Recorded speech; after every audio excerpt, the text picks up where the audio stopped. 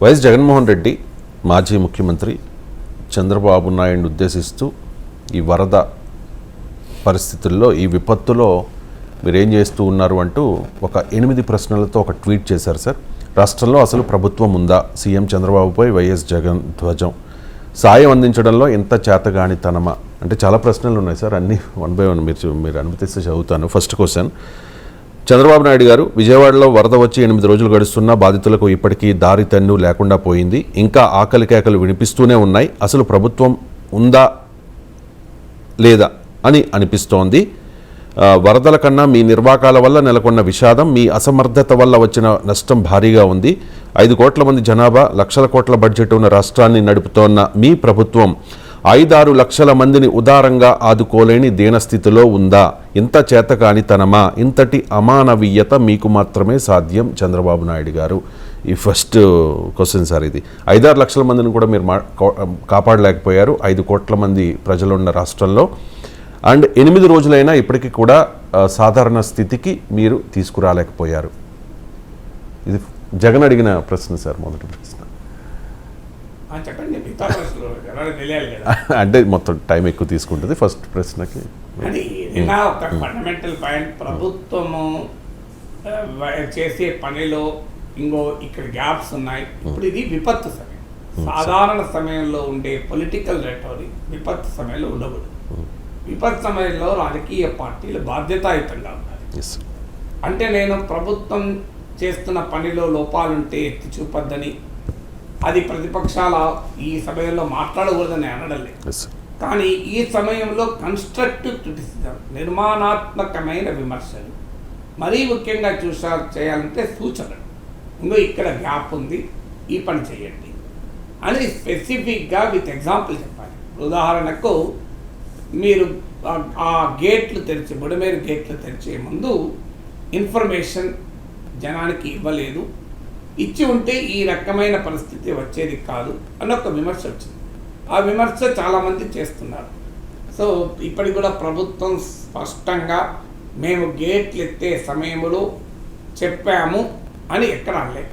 ఎందుకంటే నేను చూశాను మీడియాలో కూడా ఇరిగేషన్ అధికారులు స్పష్టంగా చెప్తున్నారు, మేము చాలా ముందు కొన్ని గంటల ముందే ఎంఆర్ఓలకు కలెక్టర్లకు కూడా ఇన్ఫర్మేషన్ ఇచ్చాం గేట్లు ఎత్తబోతున్నామని. మరి ఆ గంటల్లో ఎవాక్యుయేషన్ చేయగలిగే అవకాశం ఉంది. మరి అక్కడ క్లియర్గా పాలనా వైఫల్యం కనబడుతుంది. కానీ అక్కడి దాకా అంటే ఇబ్బంది లేదు. కానీ అసలు చంద్రబాబు నాయుడు ఇల్లు కాపాడుకోవడానికే గేట్లు ఎత్తారు అని ఇలాంటి ఎక్స్ట్రీమ్ కంక్లూషన్ నేను గతంలో కూడా చెప్పాను. ఇది లాజిక్ లేని విమర్శ. ఇక్కడ 11,40,000 క్యూసెక్ల వరద కృష్ణానదికి వస్తే బుడమేరు నుంచి వరద 47,000 క్యూసెక్లు. అందులో బుడమేరు నుంచి కృష్ణానదికి 7,500 క్యూసెక్ పర్ సెకండ్ మాత్రమే డైవర్షన్ చేయడం. కొంత లీకుల వల్ల తెగిలిపోయి వచ్చినా కూడా అసలు బుడమేరు మొత్తం వరదే 47,000 క్యూసెక్లు. అక్కడ కృష్ణానదికి 6-7 లక్షల క్యూసెక్లు వచ్చినా కూడా మేనేజ్ అవుతుంది. 10 లక్షల వరకు కూడా మేనేజ్ అవుతాం. 11 లక్షలు దాటినకి ఈ పరిస్థితి ఏర్పడింది. అందువల్ల బుడమేరు వరదలకు చంద్రబాబు నాయుడు ఇల్లు మునగటానికి అదొక వైపు ఉంటే ఇదొక వైపు ఉన్నది. ఎలా కరెక్ట్ అని నేను ఆ రోజు కూడా చెప్పాను. అందువల్ల విమర్శలో బుడమేరు గేట్లు ఎత్తినప్పుడు ముందస్తుగా చర్యలు తీసుకోలేదు, ఈ లోపం జరగడం వల్ల ఈ దుస్థితి ఏర్పడింది, ఇక ముందైనా ఈ లోపం జరగకుండా చూడండి అని చెప్పడం వేరు. చంద్రబాబు నాయుడు ఇల్లు మునగకుండా ఉండేందుకే లక్షల జనాన్ని ముంచారంటే బహుశా ఎంత దుర్మార్గులైన ముఖ్యమంత్రి కూడా ఆ పని చేస్తారని అనుకోను. కానీ ఇల్లు కాపాడుకోవడానికి లక్షల మంది ఇల్లు ముంచుతాడా? చంద్రబాబు నాయుడే కాదు, ఎవరు చేయరు ఆ పని. జగన్మోహన్ రెడ్డి కూడా చేస్తారని అన్నాడు. సో అందువల్ల ఇలాంటి ఎక్స్ట్రీమ్ విమర్శలు చేయడం వల్ల ఈ విపత్తు సమయంలో ఉండాల్సిన రాజకీయాలు అయితే కాదు. ఇప్పుడు ఈ ప్రశ్నలో కూడా సహాయం సమర్థవంతంగా అందడం లేదు. ఇది జగన్మోహన్ రెడ్డి, చంద్రబాబు నాయుడే అధికారులపైన అసహనాన్ని వ్యక్తం చేశాడు. మీరు 3-4 రోజుల క్రితం పేపర్లో వచ్చిన హెడ్లైన్స్ కదా, అన్ని పేపర్లో ప్రభుత్వాన్ని వ్యతిరేకించే పేపర్లే కాదు, ప్రభుత్వాన్ని వ్యతిరేకించని పేపర్లో కూడా వచ్చింది. ఇది మీరు డబ్బుండి సరఫరాలున్నా, సొమ్ముంది సరఫరాలుంది, ఇంకా 50% మందికి చేరలేదు. ఎందుకు? చంద్రబాబు నాయుడు అసహనం. మంత్రులైనా ఉపేక్షించము, అధికారులను కొంతమంది అధికారులు పని ఉపేక్షించలేము, వాళ్ళు సరిగా పనిచేయడం లేదు, చంద్రబాబు నాయుడు అసహనం, ఇవన్నీ మీడియా రాలేదా, పత్రికలు వచ్చినాయి కదా. అందువల్ల ప్రభుత్వ యంత్రాంగం ఇంకా ఎఫెక్టివ్గా పనిచేయాలి. రిలీఫ్ సప్లైస్ అందాల్సినంత సమర్థవంతంగా అందలేదు. ఇలాంటి అంశాలు రైజ్ చేస్తూ ఇంకో ఎక్కడ అందలేదు ఫలానా, ఎందుకంటే వైఎస్ఆర్ కాంగ్రెస్ ఒక ప్రధాన రాజకీయ పార్టీ, 40% ఓట్లున్న పార్టీ కనుక ఇంకో ఫలానా కాలనీలో అందలేదు, ఇంకో ఫలానా ప్లేస్లో అందలేదు, తక్షణం ఇది అందేలా చేయండి అని వైసీపీ కూడా ఒక కాల్ సెంటర్ పెట్టి ఎప్పటికప్పుడు సమాచారాన్ని తీసుకొని దాన్ని జగన్మోహన్ రెడ్డి తన ట్విట్టర్ ద్వారానో ప్రభుత్వ యంత్రాంగానికి నిరంతరం అలర్ట్ చేస్తే అది ఉపయోగం. అలా కాకుండా పొలిటికల్లీ లోడెడ్ క్రిటిసిజం వల్ల అది గౌరవాన్ని ఇవ్వదు ప్రతిపక్షానికి కూడా. ఈ సందర్భంలో ప్రభుత్వ వైఫల్యాలు ఉన్నాయా లేవా అని జోలికి నేను వెళ్ళడం లేదు. బట్ కాంటెక్స్ట్ ఏంటి, అసలు చంద్రబాబు నాయుడు పనే చేయడం లేదు అని అంటే కలెక్టర్ ఆఫీస్లో కూర్చొని రోజు రివ్యూ చేస్తున్నప్పుడు అసలు ప్రభుత్వం ఉన్నదా లేదా అనే విమర్శ చేస్తే జనం యాక్సెప్ట్ చేయరు కదా. విమర్శలో కొంత సంయమనం ఉండాలి, విమర్శలో కొంత నిర్మాణాత్మక సూచన ఉండాలి. అఫ్కోర్స్ రాజకీయ పార్టీల్లో రాజకీయ టోన్ ఉంటుంది, కానీ విపత్తు సమయంలో రాజకీయ డిస్కోర్స్ కూడా డిఫరెంట్గా ఉండాలి. నిజంగానే చంద్రబాబు నాయుడు ప్రభుత్వం వరద సాయంలో విఫలమైతే జగన్మోహన్ రెడ్డి ఎత్తి చూపాల్సిన అవసరం లేదు, ప్రజలే నెక్స్ట్ ఎలక్షన్లు తీర్పు చెప్తారు, ఊరుకుంటారా? నువ్వు ఏమీ చేయాల్సిన అవసరం లేదు. జగన్మోహన్ రెడ్డి ఒక్క మాట అనకపోయినా కూడా సమయం వచ్చినప్పుడు ప్రజలు తీర్పు చెప్తారు. ఎలక్షన్స్ వరకు ఆగక్కర్లేదు సార్, రోడ్ల మీదకి జనం వచ్చేస్తారు, రావట్లే కదా ఇప్పుడు. ఎందుకంటే అందుకే ప్రజాస్వామ్యంలో అంత తొందరపాటు అవసరం లేదు.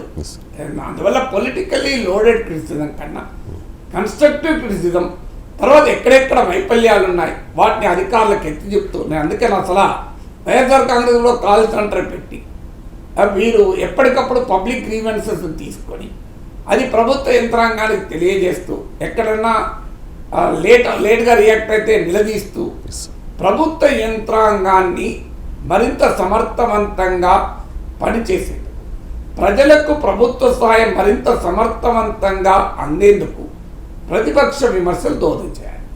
కానీ రాజకీయ దాడిగా ప్రతిపక్ష నాయకుడి విమర్శలు అంటే ప్రజలకు ఉపయోగపడదు. నా అంచనా పార్టీ కూడా ఉపయోగపడదు, ఈవెన్ వైఎస్ఆర్ కాంగ్రెస్ కూడా అది ఉపయోగపడుతున్నాయి అనుకోను. అందువల్ల ఈ సమయంలో ప్రజల్ని కాపాడటానికి మీ విమర్శలు ఉపయోగపడాలి.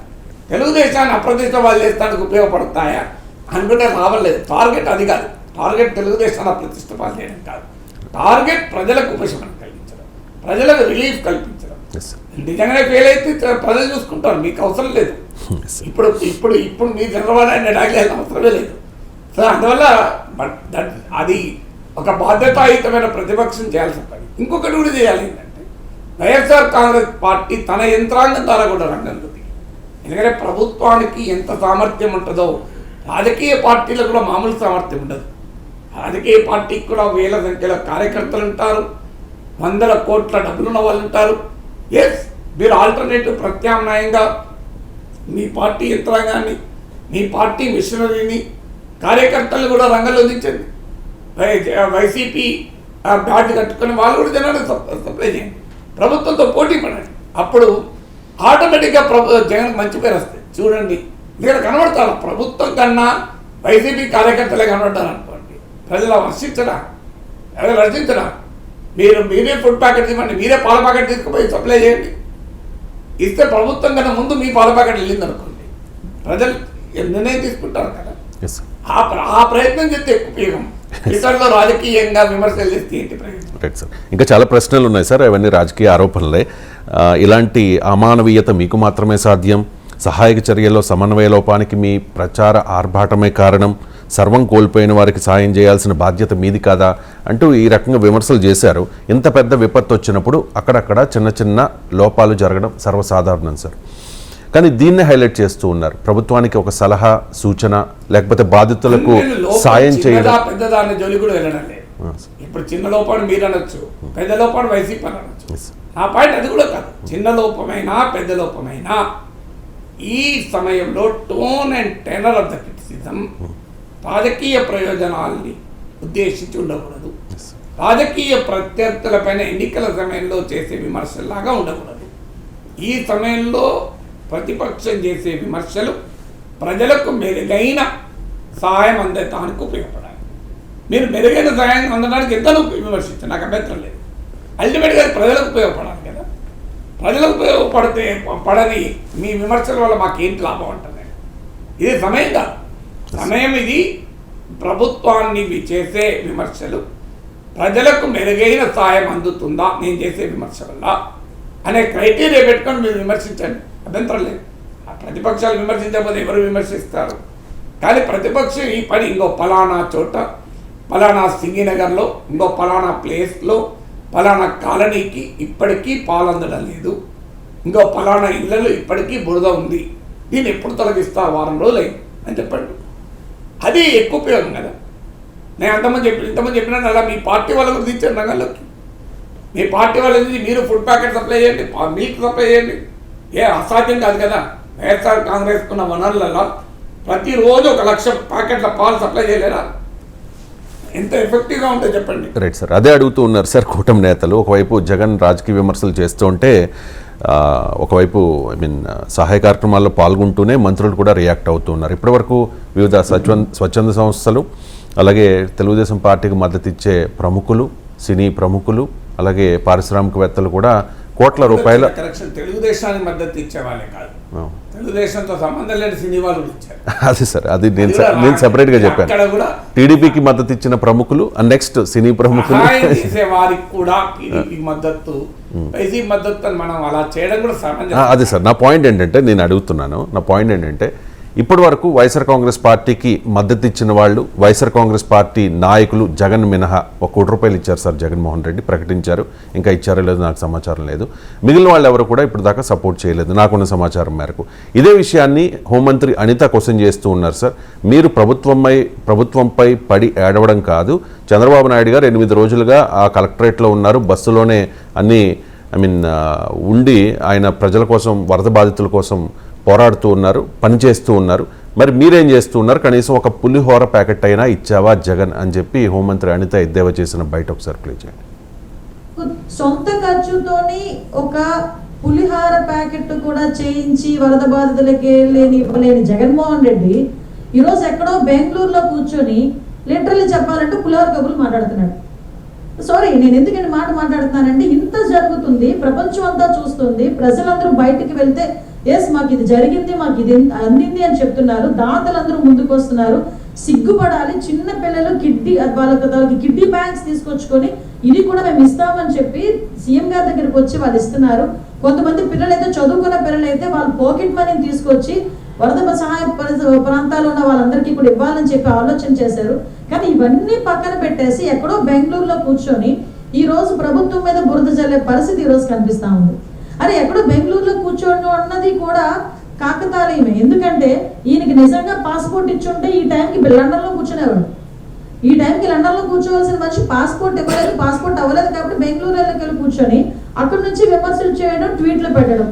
అరే నువ్వు 2 రోజుల అంటే మహా అయితే ఈ 9 రోజులు వరద ఇంతకుముందు చెప్పింది అదే. ఈ మళ్ళీ ఒకసారి చెప్పేది, ఈ సమయంలో చేసే విమర్శల్లో సంయమనం ఉండాలి.